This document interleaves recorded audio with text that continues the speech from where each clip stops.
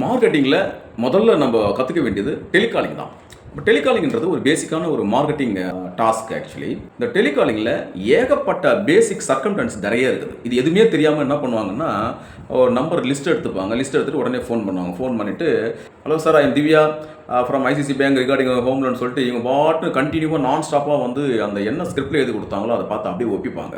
அது நிறைய கால்ஸ் நம்ம பார்த்துருப்போம். இந்த ஹோம் லோன் பண்ணுறவங்க, சிம் கார்டுக்கு பண்ணுறவங்க, இந்த ரியல் எஸ்டேட்டுக்கு பண்ணுறவங்க, இவங்க எல்லாமே வந்து பார்த்திங்க அப்படின்னா எதிராளுடைய என்ன மனநிலையில் இருக்காங்க, நம்மளுடைய பேசுகிறத கேட்குறாங்களா இல்லையா அப்படின்ற எந்த சென்ஸுமே இல்லாமல் கால் பண்ணுறவங்க. போகும்போது நான் பாருங்கள் 70 கால் பேசிட்டேன், 80 கால் பேசுகிறேன்னு சொல்லி கணக்கு எழுதி கொடுத்துட்டு போவாங்க. ஆக்சுவலி ஒரு டெலிகாலிங்கிறது அப்படி இருக்கக்கூடாது. நீங்கள் ஒரு 20 கால் பேசினா கூட அது உருப்படியான கால்ஸாக இருக்கணும்.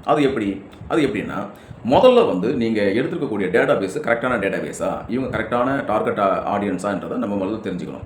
அதுக்கப்புறம் அவங்கள்ட்ட கால் பண்ணி பேசுக்கு முன்னே நான் முதலே சொன்ன போல் ஃபஸ்ட்டு மெயில் அமைச்சிருக்கணும், அதுக்கப்புறம் வாட்ஸ்அப்பில் அமைச்சிருக்கணும், அதுக்கப்புறம் மூணாவதாக நீங்கள் கால் பண்ணணும். இந்த மூணாவது நீங்கள் கால் பண்ணும்போது அவங்களுக்கு நீங்கள் எப்படி அவங்கள ஸ்டார்ட் பண்ணணும், ஒரு கான்வர்சேஷன் எப்படி ஸ்டார்ட் பண்ணணும் அப்படின்னா, ஃபஸ்ட்டு வந்து உங்களை சொல்லக்கூடாது. இப்போ உங்கள் பேர் திவ்யானா, sir I am Divya from ICICI bank அப்படிலாம் சொல்லக்கூடாது. எடுத்த உடனே நீங்கள் குறிப்பிட வேண்டியது முதல்ல அவங்களுடைய பேரை, அவங்களுடைய கம்பெனியை. இப்போ உதாரணத்துக்கு அவர் பேர் சிவகுமார்னு வச்சிங்களேன். சார் சிவகுமார் சாருங்களா, எஸ்எம் என்டர்பிரைசஸ் தானே சார், திருச்சி அப்படின்னும். இப்போது மறுபடியும் பாருங்கள், இந்த லைனப் பாருங்கள். ஃபஸ்ட்டு அவருடைய பேரை நீங்கள் கேட்டு கன்ஃபார்ம் பண்ணுறீங்க, அதுக்கப்புறம் கம்பெனி நேமை கேட்டு கன்ஃபார்ம் பண்ணுறீங்க, அதுக்கப்புறம் அந்த ஊரை கன்ஃபார்ம் பண்ணுறீங்க. இந்த மூணும் கேட்குற அந்த டோன் இருக்குது பார்த்தீங்களா, அது வந்து ஒரு இயந்திரத்தனமாக இருக்கக்கூடாது. அதுதான் டெலிகாலில் ரொம்ப முக்கியம். அதே போல் ரொம்ப லவுடாகவும் இருக்கக்கூடாது. அப்புறம் அந்த பேசுகிற அந்த ஃபஸ்ட்டு லைன் பாருங்கள். சார் சிவகுமார் சாருங்களா அப்படின்னு நீங்கள் கேட்கும்போது உங்களுக்கு அவருக்கும் ஒரு கெமிஸ்ட்ரி, ஒரு சைக்கலாஜிக்கல் பாண்டிங் வந்து கிரியேட் ஆகணும். அப்போ தான் அவர் வந்து ரெஸ்பான்ஸ் பண்ணுவார். நீங்கள் வந்து பேசுகிற கால்ஸ்லேயே வந்து அது மார்க்கெட்டிங் கால்ன்றது தெரியக்கூடாது. ஃபர்ஸ்ட் ஆஃப் ஆல் ரொம்ப பேர் பண்ணுற கால், நம்ம வரக்கூடிய கால்ஸ்லாம் எப்படி இருக்குது அப்படின்னா, மோஸ்ட்லி வந்து ஒரு ப்ரொஃபஷனல் டெலிகாலிங்காக இருக்குது. ப்ரொஃபஷனலாக தான் நீங்கள் பேசணும். பட் என்னன்னா அந்த டோனில் வந்து கொஞ்சம் பர்சனலாக இருக்கணும். ப்ரொஃபஷனலில் கொஞ்சம் பர்சனலாக இருக்கணும். சார் சிவகுமார் சாருங்களா அப்படின்னு சொல்லும்போது அவருக்கு ஒரு திடீர்னு ஒரு ஷாக்கிங்காக இருக்கும். ஆமாங்க, யார் பேசுகிறீங்கன்னு கேட்பார்.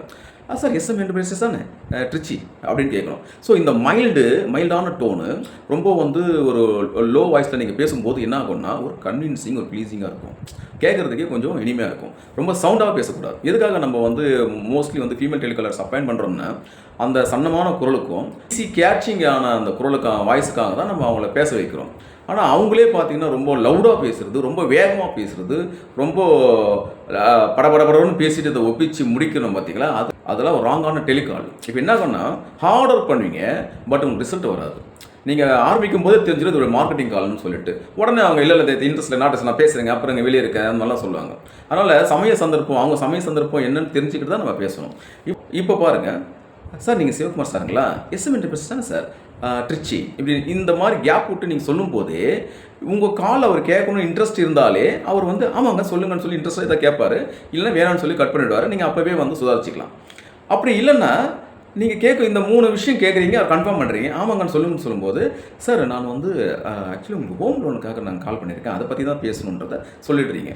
ஆமாம் சொல்லுங்கன்னு சொன்ன அப்புறமா, சார் நான் திவ்யா பேசுகிறேன், ஹோம் லோன் பர்பஸ்க்காக நான் கால் பண்ணியிருக்கேன், நீங்கள் கூட கொஞ்சம் என்கொயரி பண்ணியிருந்தீங்கன்னு நினைக்கிறேன், அது விஷயமாக தான் எக்ஸ்பிளைன் பண்ண போகிறேன் சார் நான் சொல்லிட்டீங்கன்னா, அதுக்கப்புறமா அவர் கேட்க தயாராக இருந்தாருன்னா அதுக்கப்புறம் யூ கேன் கோ ஹெட்.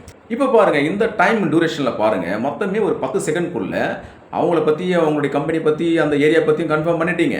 நீங்கள் யார், நீங்கள் எந்த கம்பெனியில் ஒர்க் பண்ணுறீங்க, என்ன பர்பஸ் பண்ணியிருக்கீங்கன்றதையும் நீங்கள் வந்து கன்வே பண்ணிட்டீங்க. ஸோ தட் இந்த 10 செகண்டுக்குள்ளேயே உங்களுக்கு அந்த கஸ்டமருக்கான அந்த டெலிகாலிங் கான்வர்சேஷன் நல்லபடியாக ஆரம்பிச்சிருக்கு. இதுக்கப்புறம் இந்த பிஸ்னஸை பேசி முடிக்க வேண்டியது உங்களுடைய பொறுப்பு. இந்த கஸ்டமருக்கு அப்ரோச்சில் ஸ்டார்டிங்லேயே நீங்கள் சொதப்பிட்டீங்க, இல்லை ஸ்டார்டிங்கில் டிஸ்கனெக்ட் பண்ணிட்டாங்க அப்படின்னா அதுக்கப்புறம் நீங்கள் பேசுகிறது கால்ஸ் எல்லாமே வேஸ்ட்டாக தான் ஆகிடும். ஸோ டெலிகாலிங்கில் ஃபஸ்ட்டு நீங்கள் ஸ்டார்ட் பண்ணுற அந்த conversation should be like this.